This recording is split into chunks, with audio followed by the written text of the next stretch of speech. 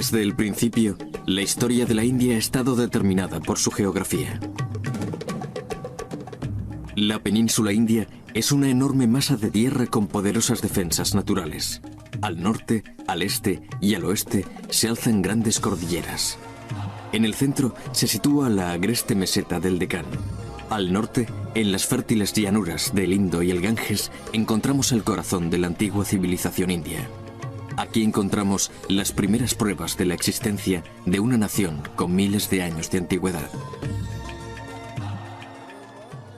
La civilización india es una de las más antiguas del mundo. Sabemos con seguridad que los antiguos indios dominaban todos los campos de la literatura, a pesar de que no existe ninguna explicación racional para su absoluta falta de sentido histórico.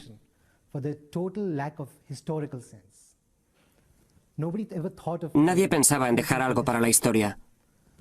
La única información a la que podemos acceder está en libros sagrados que tratan sobre temas religiosos y hacen comentarios sociales sobre su época. El estudio de la India resulta útil e interesante porque nos permite ver cómo las cosas pueden ocurrir de otro modo. Por ejemplo, en el periodo antiguo, en las civilizaciones de la Edad de Bronce, se puede ver un modelo de desarrollo de los estados muy distinto al que apreciamos en Mesopotamia y Egipto. De la India siempre se dice que tiene una asombrosa capacidad para absorber influencias externas y convertirlas en algo genuinamente indio. Hasta los años 20, los arqueólogos pensaban que la historia de la India comenzó hacia el año 1500 a.C., con la llegada de unos invasores procedentes de Asia Central, los arios. Pero en 1922, los arqueólogos comenzaron a hacer extraordinarios descubrimientos en el valle del río Indo. Hasta ahora se han identificado más de 100 yacimientos, de los cuales los más famosos son los de Mohenjo-Daro y Harappa. Mohenjo-Daro y Harappa son básicamente dos hitos que dicen: aquí es donde comienza nuestra historia. Antes de que fueran descubiertos, la gente creía que la civilización en la India comenzó con los arios. Por supuesto, ese era un punto de partida muy oportuno, porque los arios probablemente procedían de Europa. Para los ingleses y alemanes que realizaban estudios lingüísticos, resultaba alentador sentir una afinidad étnica y lingüística entre esas grandes civilizaciones. Lo que los arqueólogos han descubierto hoy es que Mohenjo-Daro y Harappa son solo la punta del iceberg. Hay muchos yacimientos urbanos desde Pakistán a la meseta del Deccan. Las gentes de esta antigua civilización son conocidas como Harappa o civilización del Valle Indo. Sea como fuere, llevaban una vida sofisticada.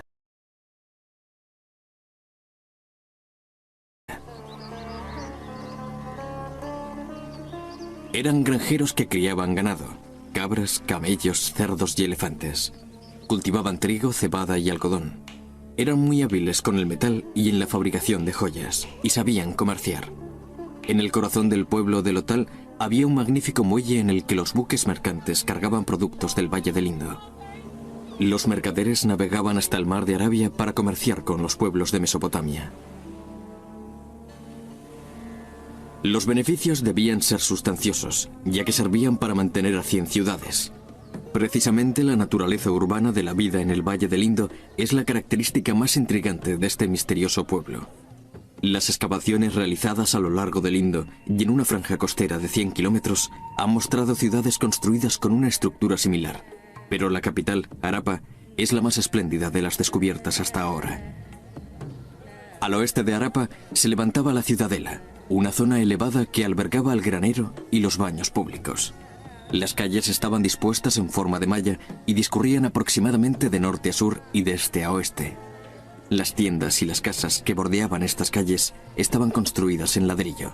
Pero lo que realmente demuestra la sofisticación de la vida en el Indo es su sistema de desagües y alcantarillas. En Harappa, al igual que en otras partes del mundo, el agua no tenía únicamente una importancia ritual. Eso no es una peculiaridad de Harappa. Pero lo más interesante y llamativo es el nivel de sofisticación de su sistema de canalización de agua. Comenzaba en los domicilios particulares y continuaba por estrechos canales construidos en ladrillo. Estos discurrían por los callejones y desembocaban en los canales de tamaño medio de las calles secundarias, que a su vez desembocaban en los grandes canales subterráneos construidos bajo las calles principales. principales. Dichos canales vertían las aguas residuales fuera de los límites de la ciudad, bien en zonas deshabitadas, en un río o en un estuario. Hasta el Imperio Romano no se conocía nada parecido al sistema de desagües de Harappa y Mohenjo-Daro. Los pesos y medidas utilizados en el comercio estaban estandarizados y tenían un alto grado de exactitud. Cubrían una enorme área geográfica de 680.000 kilómetros cuadrados, mucho más grande que Mesopotamia y Egipto juntos. El Valle del Indo tenía una civilización única, muy distinta de la de Mesopotamia y Egipto. La lengua que hablaba este pueblo no ha sido descifrada, así que no podemos saber mucho sobre su vida social. La mejor información que podemos obtener es la contenida en los sellos de terracota. Así hemos sabido el tipo de culto que practicaban. Adoraban a varios dioses y diosas. El lugar más alto en el panteón de los dioses lo ocupaba una diosa a la que llamaban diosa madre. También creían en la importancia de los árboles y por eso los consideraban símbolos sagrados. Creían que los árboles estaban habitados por seres divinos. Hacia el año 2000 a.C. comenzó el declive de las civilizaciones del Valle del Indo. Durante el segundo milenio a.C. llegaron nuevos pueblos al valle, invasores procedentes del norte que ocuparían las fértiles tierras de las llanuras indias, los arios.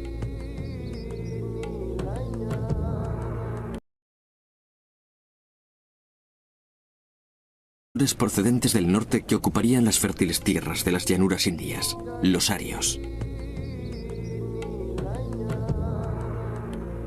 Eran una tribu de pastores, una raza de guerreros nómadas. Pero no es seguro que los arios fueran los responsables del declive de los pueblos del Valle del Indo. Los detalles sobre sus orígenes están poco claros. No existen monumentos ni restos arquitectónicos que nos permitan hacernos una idea de cómo era su cultura. Pero sabemos que la sociedad aria estaba dividida en tres clases sociales: granjeros, nobles y sacerdotes. Los sacerdotes eran los santos varones responsables de rituales como los sacrificios de animales, que eran la base de la cultura védica. Estos sacerdotes eran también los líderes de la religión del pueblo, los bardos de las creencias y prácticas de la India. Esta literatura quedaría plasmada en los Vedas. Los Vedas son un conjunto de libros y son más un escrito sagrado que una crónica histórica, aunque hablan mucho de la sociedad de aquellos tiempos. El Rig Veda, uno de los libros, está considerado como el libro más antiguo del mundo. Estas obras nos dan una idea sobre la vida de la gente. No cabe duda de que la religión hinduista moderna tiene sus orígenes en el Rig Veda, que fue escrito hacia el año 1300 a.C. En el periodo védico vemos una religión que podríamos describir como un naturalismo místico, una visión mítica del mundo en la que una serie de dioses, principalmente Indra, pero también otros dioses, parecen representar en cierto modo a las fuerzas de la naturaleza.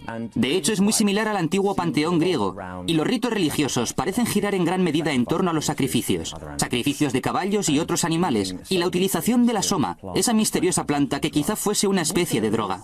La mayoría de las ceremonias religiosas eran oficiadas por mujeres, y para cualquier decisión importante había que consultar a las mujeres. Probablemente esto coincide con el periodo en el que la vaca estaba considerada como un símbolo sagrado. Ello se debía a que la leche y sus productos derivados eran el principal componente de su dieta. Hacia el año 500 a.C. aumenta la riqueza, y en esa época podemos apreciar un resurgir de la civilización y el urbanismo en el Valle del Ganges, y una sociedad cada vez más sofisticada. Está claro que hay una preocupación cada vez mayor por la salvación individual, los problemas místicos y míticos, y la diferencia entre el bien y el mal. Eso significa la entrada en algo que podríamos considerar más cercano a las religiones actuales, algo más relacionado con los aspectos morales. Uno de los aspectos centrales del hinduismo es que la vida gira en un ciclo infinito. Según el principio del samsara, después de la muerte se produce un renacimiento. Pero la naturaleza de ese renacimiento está determinada por las obras de cada individuo. El camino elegido por una persona durante su vida afecta directamente a su reencarnación. Una persona que vive según el principio del karma puede aspirar a reencarnarse en un ser humano. Sin embargo, quien contradice ese principio se reencarna en una forma de vida muy inferior. Hacia el año 500 a.C. quedaron firmemente establecidos los principios básicos.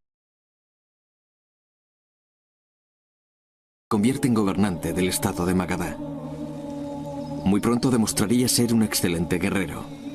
En el año 300 a.C. ya había conquistado los valles del Indo y el Ganges y parte del imperio de Alejandro Magno. El hijo y el nieto de Chandragupta también se revelaron como grandes líderes militares. En el 262 a.C., el rey Maurya Asoka controlaba casi toda la península de la India.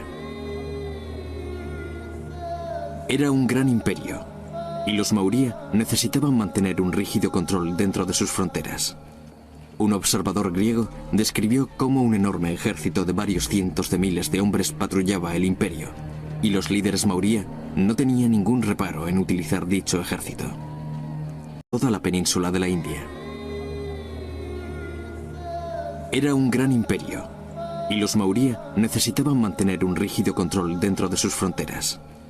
Un observador griego describió cómo un enorme ejército de varios cientos de miles de hombres patrullaba el imperio, y los líderes Maurya no tenían ningún reparo en utilizar dicho ejército. Sin embargo, la época Maurya será más recordada por su riqueza y cultura. La suntuosa vida de la corte imperial sería recordada más tarde por algunas de las mejores imágenes del arte indio. Los joyeros y orfebres estaban muy solicitados.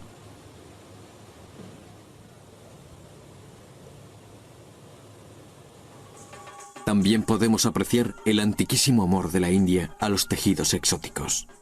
El Imperio Maurya juega un papel crucial y supone un periodo fundamental en la historia de la India.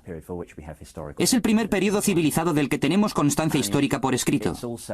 Ello también se debe a Asoka, el tercer gobernante del Imperio Maurya, y sus edicts, que han sobrevivido hasta hoy en toda la India.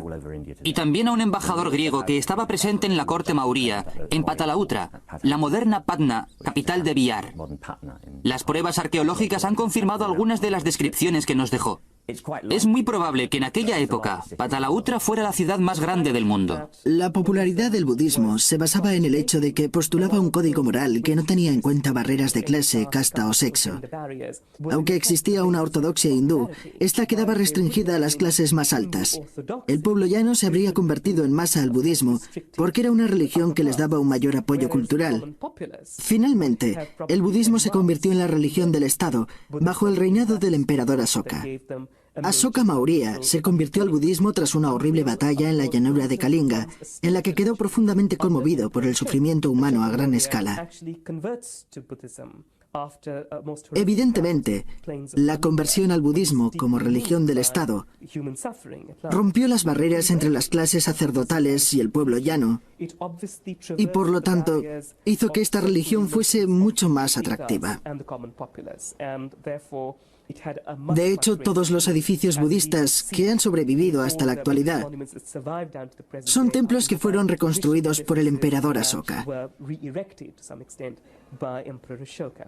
El propio Buda asumió muchas de las ideas del pensamiento hindú, del pensamiento védico, la más importante de las cuales era la reencarnación, el karma, la responsabilidad de las acciones. Por lo tanto, tenían unas raíces muy similares. La más importante de las 4 verdades excelentes es que la vida es sufrimiento. El hombre está rodeado de sufrimiento. La segunda verdad excelente es que la causa de ese sufrimiento radica en la ignorancia y el deseo. La tercera verdad excelente es que hay una salida, el nirvana, es decir, la salvación de ese ciclo eterno de sufrimiento. Y el camino hacia el nirvana tiene 8 etapas. Él definió ese camino como buena conducta, buenos pensamientos, una correcta meditación, expresarse correctamente y buenas acciones. Esas creencias, las 4 verdades excelentes y las creencias que llevan asociadas son rasgos distintivos del budismo. La conversión del rey Asoka a los principios del budismo dio como resultado un periodo de 30 años de buen gobierno en el imperio. Hoy todavía quedan pruebas palpables de ello. Ordenó la colocación de inscripciones en piedra por todo el subcontinente. Dichas inscripciones son conocidas como el Edicts de Asoka y pretendían ser un reflejo permanente de los pensamientos y creencias progresistas del emperador. A partir del siglo II a.C., los budistas comenzaron a excavar cuevas artificiales en una escarpada colina situada cerca de la ciudad de Ajanta. El resultado final fue la construcción de unas 29 cuevas, de las cuales destacan especialmente 19. Aquí, rodeado por la roca viva, podemos ver un montículo del estupor. Se trata de estructuras simples diseñadas para albergar las reliquias sagradas de Buda.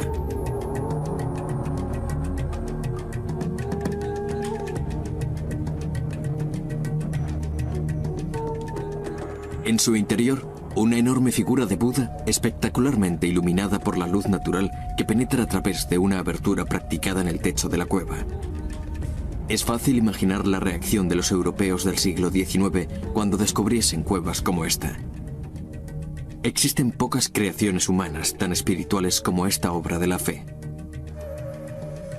Pero la escultura no es la única expresión artística que podemos ver en Ajanta. Entre los años 200 y 650 de nuestra era, las paredes de las cuevas fueron cubiertas con pinturas murales. Unos frescos considerados mayoritariamente como el mayor logro del arte visual de la India.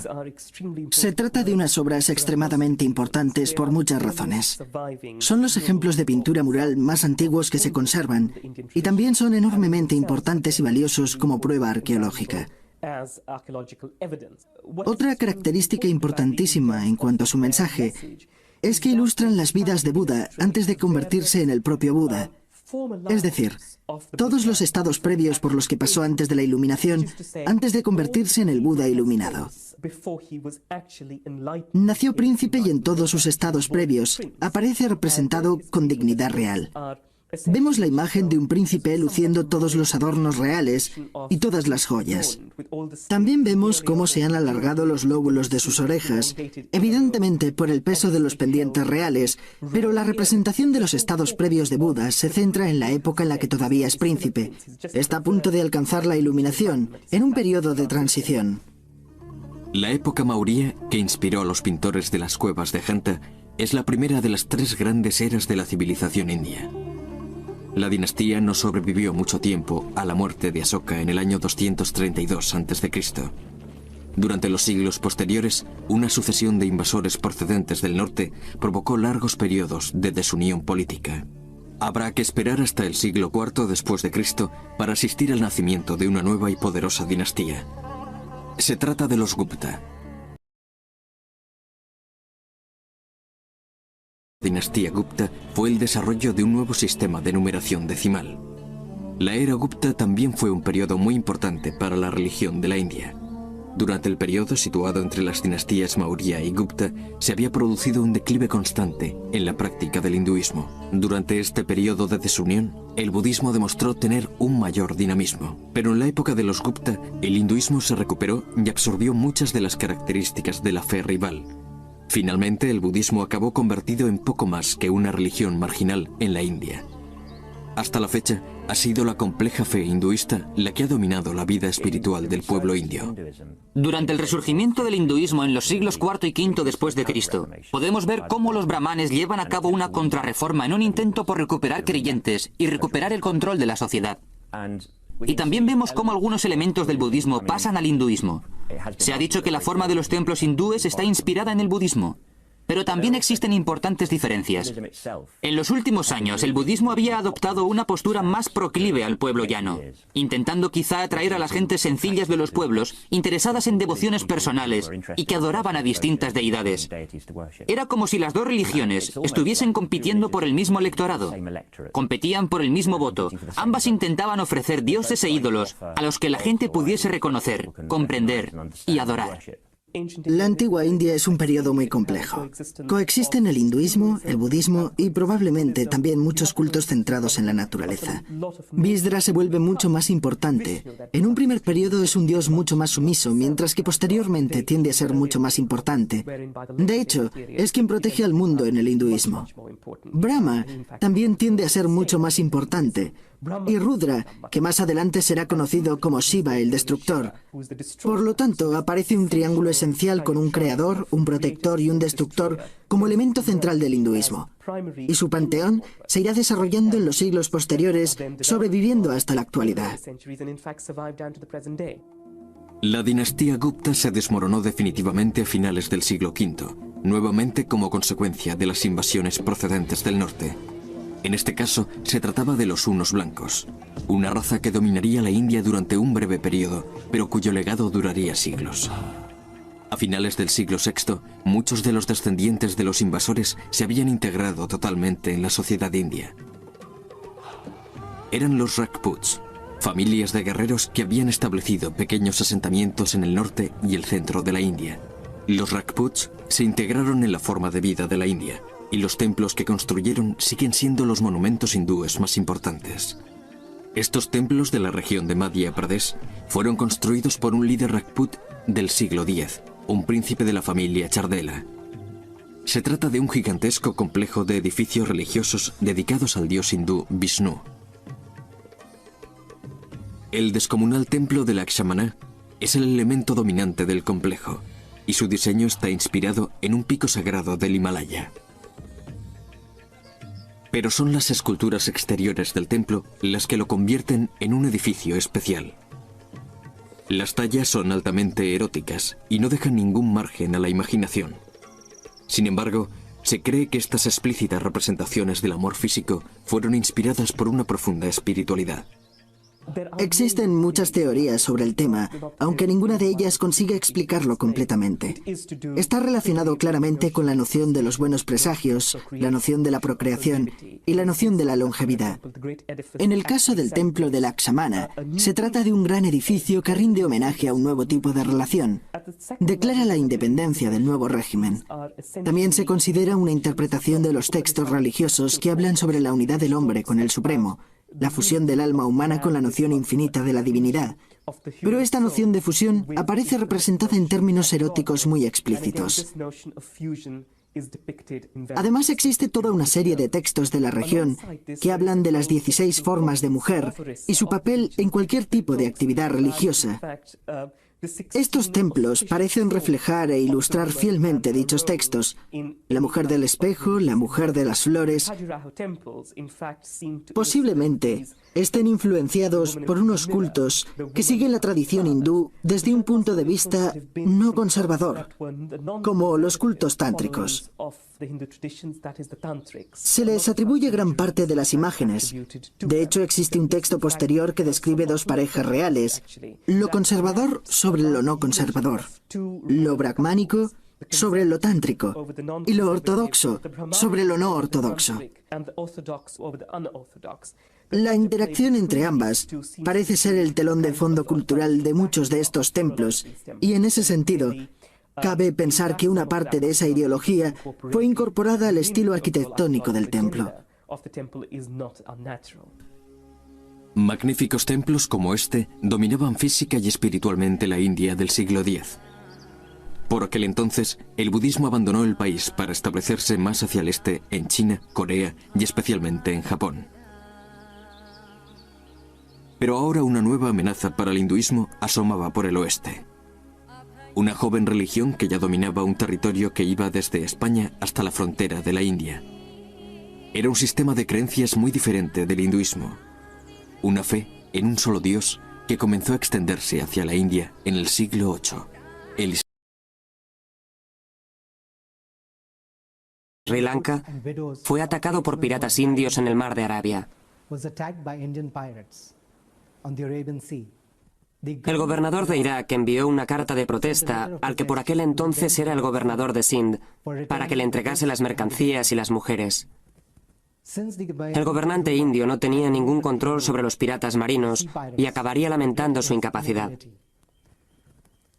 El gobernador de Irak vio esto como una oportunidad para atacar, y ello condujo al nacimiento de la primera región musulmana de la India. A comienzos del segundo milenio, los invasores árabes se habían asentado en los territorios indios de Sindh y Beluchistán. A principios del siglo XI, un guerrero musulmán inició una serie de terribles incursiones en las tierras del Punjab. Era Mahmud al-Ghazni, la figura más impopular de la historia de la India.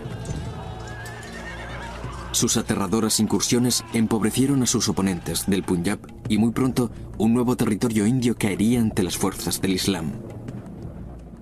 Las incursiones de los hombres de al-Ghazni se centraban básicamente en la obtención de un botín que les permitiese embellecer su capital, Samarcanda, situada en lo que hoy conocemos como Uzbekistán. Ese era su único objetivo, y por esa razón planearon cuidadosamente las incursiones en el noroeste y en Nueva Delhi. En ese sentido, no demostró ser una amenaza para el Estado Islámico autóctono y los otros estados que ya existían. Los musulmanes que vivían aquí siempre fueron muy diferentes.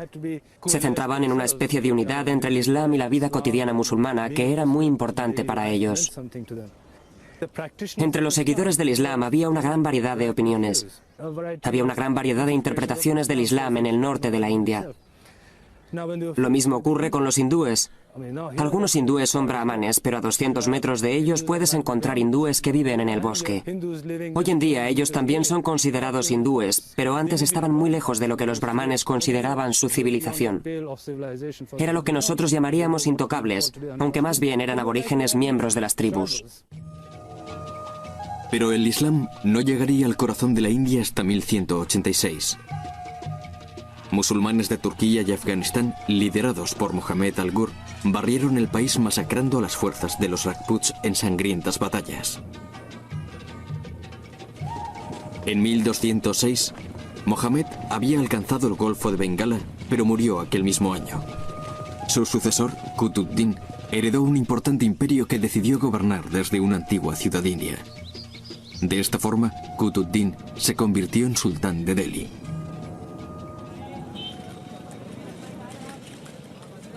En muchos aspectos, la ciudad de Delhi resume toda la historia de la India. Es una mezcla de lo antiguo y lo moderno. Uno de los monumentos más destacados de la ciudad demuestra que los musulmanes tardaron muy poco en dejar su huella arquitectónica. Esto es el Qutb Dinar, una esbelta torre que es tan solo un ejemplo de una enorme red de mezquitas y otros edificios religiosos. Pero este monumento de casi 80 metros de altura es el logro más duradero del primer sultán. Este edificio, patrimonio de la humanidad, es un primer ejemplo de fusión entre las arquitecturas islámica e india. Hoy podemos comprobar que se trata de un edificio absolutamente iconoclasta. Esto era una mezquita compuesta por 27 templos y la gente que la construyó eran artesanos hindúes. Debió haber un arquitecto o maestro musulmán que quizá les decía a los artesanos hindúes: quiero que esto sea una declaración de mis creencias. Y los artesanos hindúes le dirían: bueno, si lo que quiere es una declaración de sus creencias, nosotros podemos construirla. No encontramos ningún ejemplo de lo que los historiadores del arte y la arquitectura llaman el arco sarraceno, el verdadero arco. El verdadero arco no aparece y en su lugar lo que tenemos es este tipo de arco formado por piedras entrelazadas que llegan hasta el suelo. Es una construcción tradicional muy popular en la zona. Posteriormente, esta mezquita sería destruida por los musulmanes. Qutb-ud-Din construyó la mezquita, su sucesor la reformó y 80 años después llegó otro sultán que pensó que esta mezquita no era lo suficientemente buena y volvió a reformarla. Y cada vez que la mezquita era reformada, se olvidaban del anterior constructor. Cada sultán quería afirmar que esta era su mezquita. Igual que cuando llegaron los primeros musulmanes y dijeron: los templos no son un lugar de culto, mi mezquita es el lugar de culto. Y cada musulmán que llegaba decía: tu mezquita no es lo suficientemente buena, la mía es mucho mejor. Otros sultanes siguieron el ejemplo del primero, construyendo más monumentos y creando nuevas capitales. Cada uno intentaba dejar su huella. A comienzos del siglo XIV, el sultán ud-Din Tughlaq decidió trasladar su capital desde Delhi a un nuevo lugar al que daría su nombre, Tughlaqabad, un recinto de poco más de 1 kilómetro cuadrado rodeado de murallas que alcanzaban los 30 metros de altura. En la Edad Media hubo momentos de estabilidad en los que convivía el Rajá hindú y el Malik, el gobernador musulmán. La teórica superioridad tecnológica o militar de uno de ellos no era desafiada por los otros, sino que en principio la aceptaban.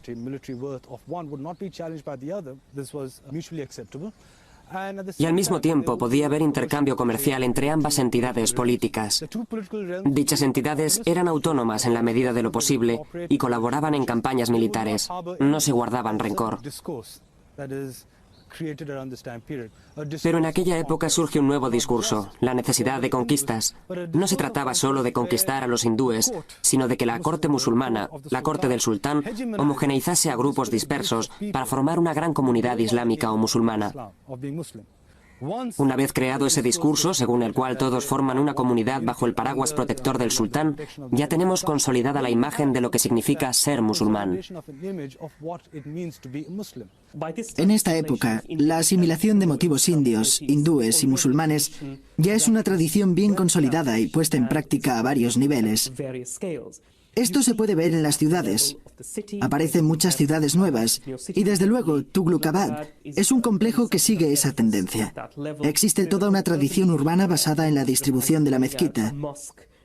Aparecen una gran cantidad de objetos o edificios aparentemente musulmanes, pero que están influenciados por el antiguo estilo hindú. Por eso existe una gran tradición urbana. A pesar de la robustez de su estructura, la nueva ciudad sería abandonada muy pronto. La ciudad había sido construida en respuesta a una amenaza que se hizo realidad. La amenaza procedía de una nación guerrera asiática que ya había conquistado una gran zona del planeta, y ahora mongoles. A finales del siglo XIV, los mongoles llegaron a la India dispuestos a arrasar el país. Liderados por Tamerlán el Grande, los mongoles llegaron desde el Punjab y saquearon la ciudad de Delhi. 100.000 personas pudieron haber sido masacradas durante el ataque. Delhi perdió su tesoro. Sus artesanos y trabajadores cualificados fueron convertidos en esclavos. Pero este botín era lo único que le interesaba a Tamerlán. En 1399 se retiró de la India, dejando al mando al primero de una serie de débiles sultanes. Finalmente sería uno de los descendientes de Tamerlán, quien tendría un impacto mucho mayor en la historia de la India. En 1526 llegaría con un nuevo ejército invasor procedente del norte. A pesar de ser turco, este líder militar afirmaba tener un vínculo sanguíneo directo con los líderes mongoles Tamerlán y Genghis Khan. Se llamaba Babur. Su parentesco con los mongoles daría nombre a la dinastía que fundó, la tercera gran dinastía que gobernó la India, los mogoles. Los mogoles eran musulmanes, aunque al principio no eran nada fanáticos. Simplemente daba la casualidad de que eran musulmanes y no intentaban imponer su religión a la población. De hecho, intentaron integrarse lo más posible. Las esposas del gran emperador mogol Akbar eran hijas de jefes hindúes y sus hijos fueron musulmanes, pero su idea era integrarse con la población existente.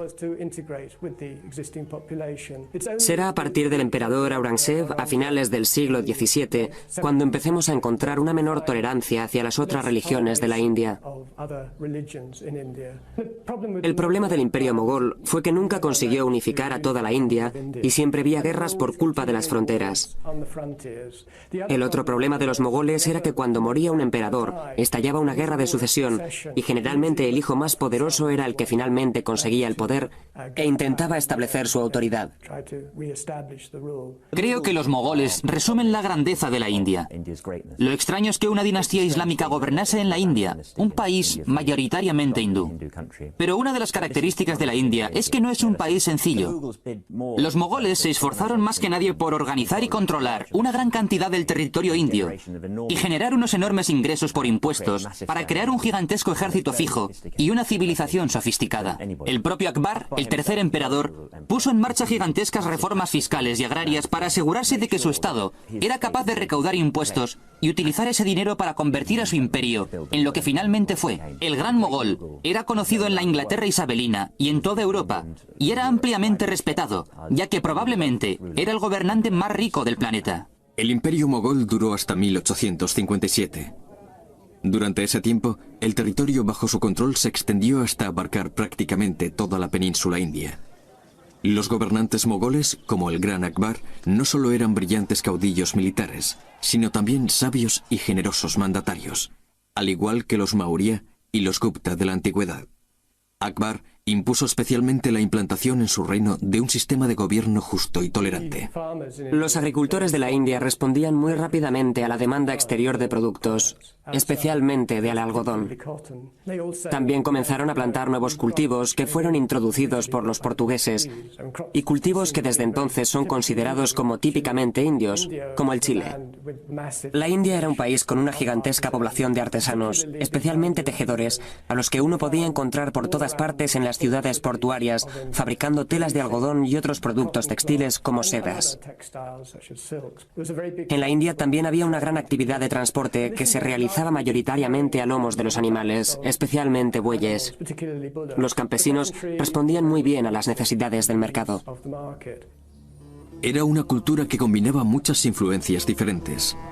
En pintura, el emperador mogol patrocinaba a artistas para que pintasen manuscritos en los que se hablaba de sus logros.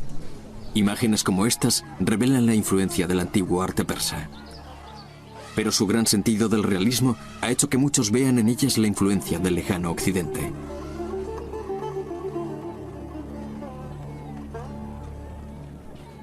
Estas vibrantes pinturas no solo glorifican las hazañas de los mogoles, sino que también sirven para ilustrar la literatura épica hindú que floreció bajo su mandato. Durante el siglo XVIII se produce la aparición de importantes núcleos de poder regionales, especialmente algunos grupos del suroeste y el este de la India que surgen durante este siglo. En el oeste de la India aparecen los Marathás, un grupo que se rebeló contra Aurangzeb a finales del siglo XVII y consiguen establecer un estado muy poderoso con base en la ciudad de Pune, al oeste de la India.